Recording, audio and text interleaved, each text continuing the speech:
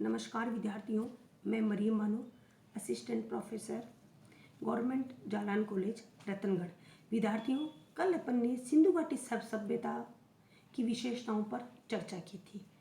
उसमें कुछ बिंदु अपने रह गए थे जिन पे अपन आज चर्चा करेंगे। अपना टॉपिक चल रहा था विद्यार्थियों, आर्थिक जीवन या सिंधु घाटी सभ्यता की आर्थिक व्यवस्था, जिसमें अपन ने अपना जो मेन बिंदु था, सिंधु घाटी सभ्यता का देश व विदेशों से किसके साथ किस प्रकार का व्यापार होता था।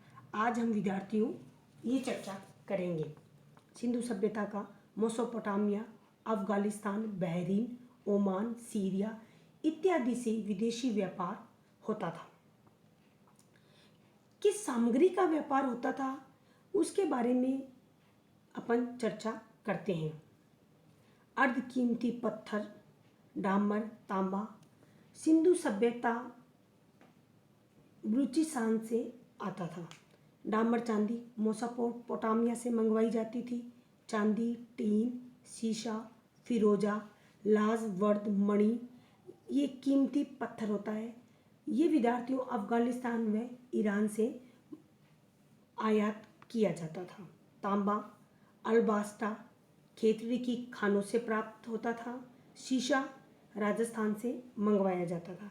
लाजवर्द मणि अफगानिस्तान से आयात किया जाता था। शंख, घोंघे फारस की खाड़ी से आयात किए जाते थे। सोना मैसूर से मंगवाया जाता था। तांबा मद्रास से, और बहुमूल्य पत्थर कश्मीर व कठियावाड़ा से मंगवाए जाते थे। सिंधु सभ्यता के प्रमुख बंदरगाह थे लोथल, रंगपुर, प्रभास पाटन, गुजरात तट, बालाकोट, सुतकांगीडोर, सोतुहा कोहू व बलूचिस्तान प्रमुख थे। विद्यार्थियों, सिंधु घाटी की सभ्यता के प्रमुख विशेषताओं में अगला बिंदु है सिंधु लिपि, जो आज तक एक विवाद का विषय बना हुआ। विवाद का मतलब है कि सिंधु सभ्यता की विस्तृत जानकारी, क्योंकि लिपि को अभी तक पढ़ा नहीं गया है, इसलिए विस्तृत जानकारी हमें प्राप्त नहीं हुई है। सर्वप्रथम 1853 में सिंधु लिपि का साक्ष्य प्राप्त हुआ। 1923 ईस्वी तक पूरी लिपि प्रकाश में आई। इस लिपि को आज तक पढ़ा नहीं जा सका है। कुछ विद्वान इसे द्रविड़ लिपि मानते हैं, जैसे फादर हैरास, टी.एस. बसे।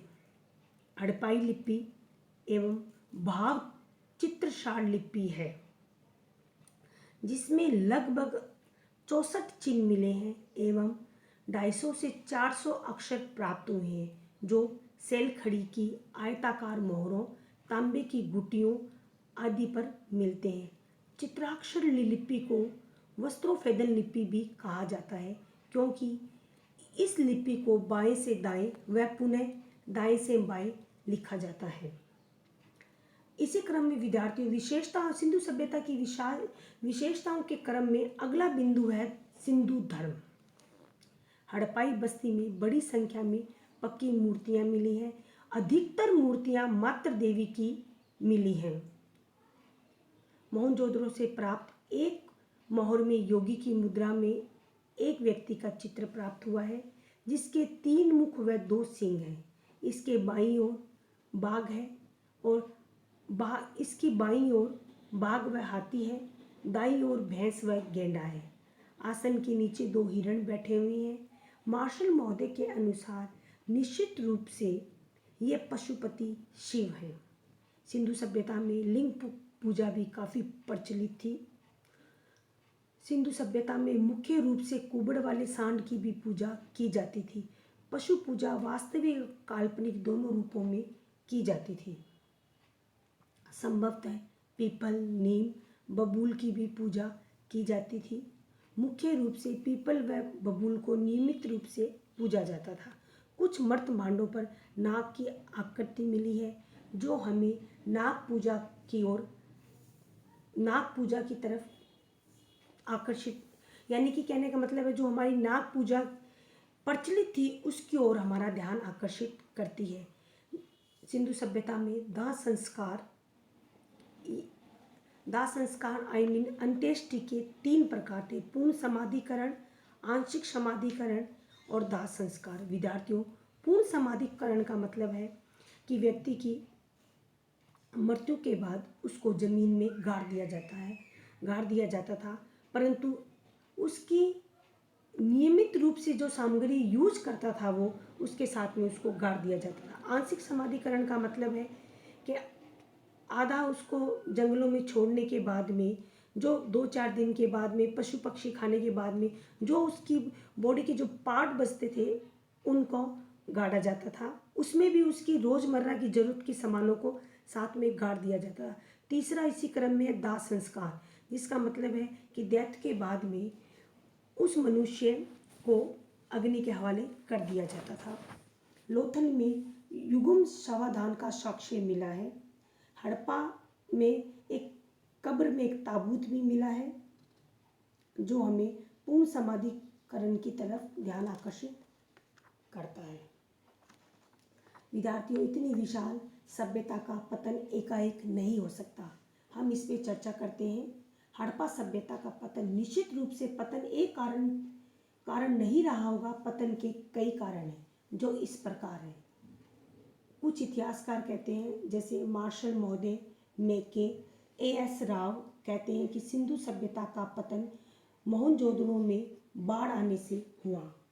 लेब्रिक महोदय कहते हैं कि नदियों ने अपने निश्चित रूप से मार्ग बदल लिया होगा, जिसके कारण हड़प्पा सभ्यता का पतन हुआ। इसी क्रम में विद्यार्थियों, एमआर साहनी, आरएल राइल्स कहते हैं कि अत्यंत जल बहाव के कारण सिंधु सभ्यता का पतन हुआ। इसी क्रम में मार्टिमर वेलहिल गार्डन चाइल्ड कहते हैं कि बाह्य आक्रमण के कारण सिंधु सभ्यता का पतन हुआ।